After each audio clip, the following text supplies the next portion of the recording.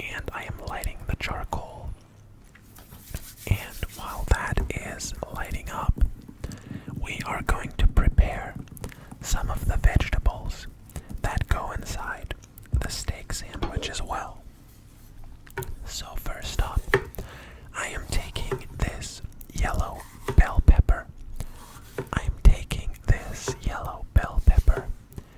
And I am slicing its cheeks right off, as well as the bottom part that I am eating. And we're then slicing the cheeks into strips. We're stripping the cheeks. We're stripping the cheeks bare. Slicing the cheeks into strips that we're then going to roast in a pan to have a beautiful roasted bell pepper inside of the steak sandwich alongside all of the rest. Now my girlfriend wants her steak sandwich to be pretty vegan, so she gets some cucumber slices in hers. So I'm slicing some cucumber, and I'm also slicing some cherry tomatoes.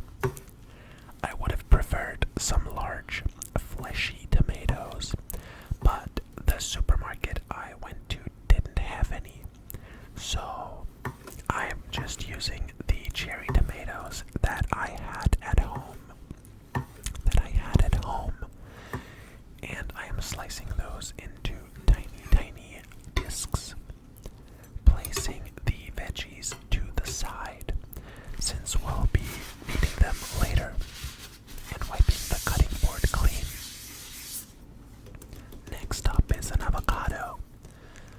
Sadly, the avocado wasn't quite as ripe as I would have liked, but at least it looks beautiful and green and lush. I am taking the avocado out with a spoon and slicing it lengthwise, not widthwise. I'm slicing it into tiny flat pieces that we can fan out to have this long strip of thin avocado to place inside of the steak sandwich. So I'm doing that with both halves of the avocado. I'm doing that with both halves of the avocado. Alright, next up I'm going to salt the avocado so I don't forget later. And I'm wiping the avocado gunk off of the cutting board and starting to slice a fresh mozzarella, a fresh ball of mozzarella cheese that I really like inside of my steak sandwiches. Also, I forgot that alongside the bell peppers, I would really like some roasted onion as well. So I'm peeling an onion and slicing that into thin little strips that will roast in the pan alongside the onion in some olive oil. Since this entire steak sandwich is kind of Italian inspired, since we have the mozzarella cheese, and I'll also be adding some reduced balsamic vinegar on top of the sandwich. Here we have a beautiful ribeye steak. Sadly, one side was a bit thicker than the other, so the cooking is gonna be a bit uneven. But that's alright. I am adding the onion to the pan and the olive oil, but sadly the pan was not hot enough yet. But that doesn't matter in the end, since it's all gonna get hot anyways. I am now adding the bell pepper also, just giving that a quick stir, adding some salt, and letting that get some color.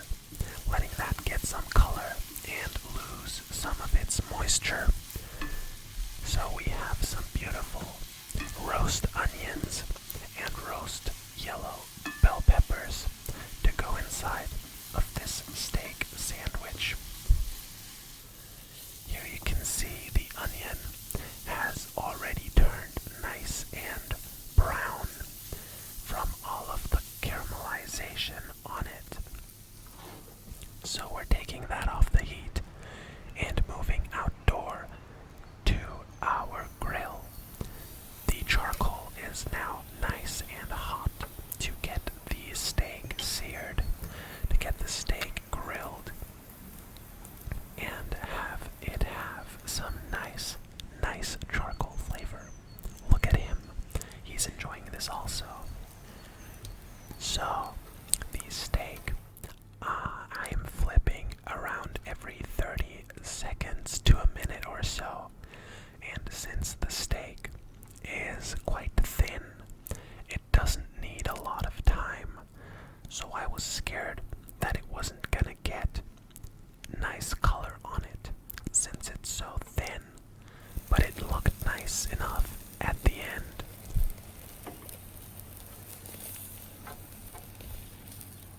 Giving that another flip.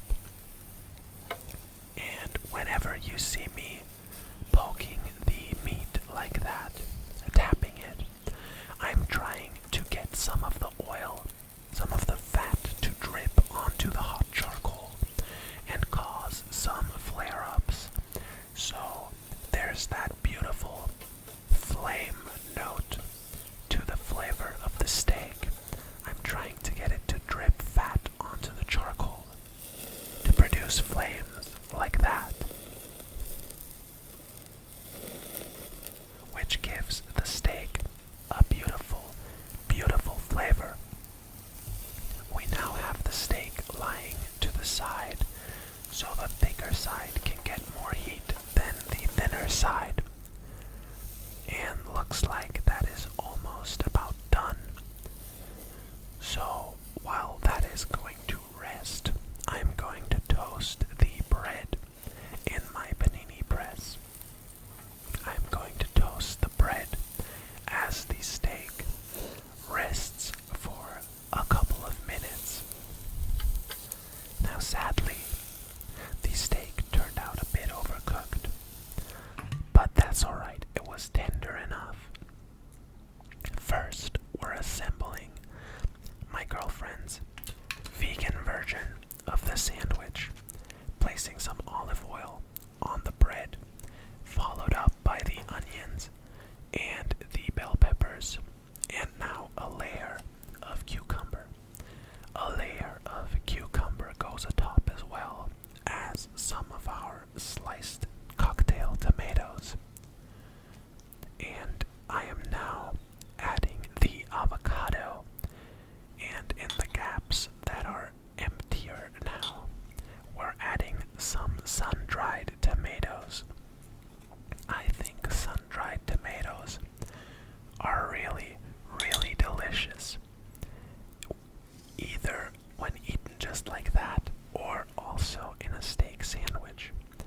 Next, we're topping that with some of the reduced balsamic vinegar, and her sandwich is complete.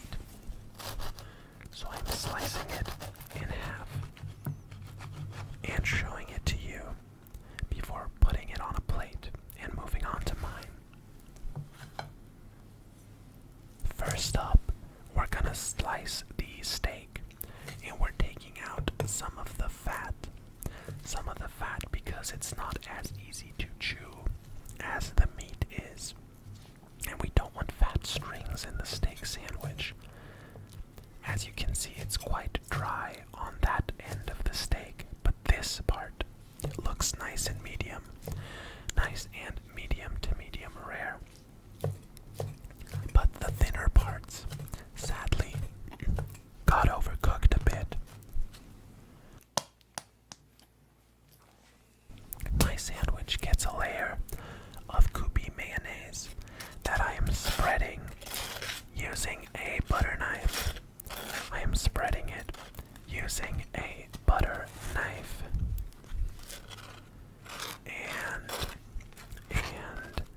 then the first layer on the sandwich is going to be the bell peppers and the roast onions. The bell peppers and the roast onions are the first layer of the sandwich, followed up by a layer of sun-dried tomatoes. Sun-dried tomatoes go really well in a steak sandwich. If you haven't had it, try it out. It really does work beautifully. Next, I'm adding some of the slices of the cocktail tomatoes, followed up by our ribeye steak that was charcoal grilled a couple of minutes ago. Charcoal grilled to almost perfection. It does look nice and pink from here. Then I am going to add a few drops, a drizzle of reduced balsamic vinegar before adding the mozzarella cheese and the avocado on top as well. I am then adding another drizzle of the reduced balsamic vinegar, salting that, and adding the top of the bread before slicing it in half and revealing the beautiful cross section. Thank you very much for watching this video. I know it's a shorter one, but I hope you enjoyed it regardless. If you did, make sure to drop me a like or a comment and consider subscribing.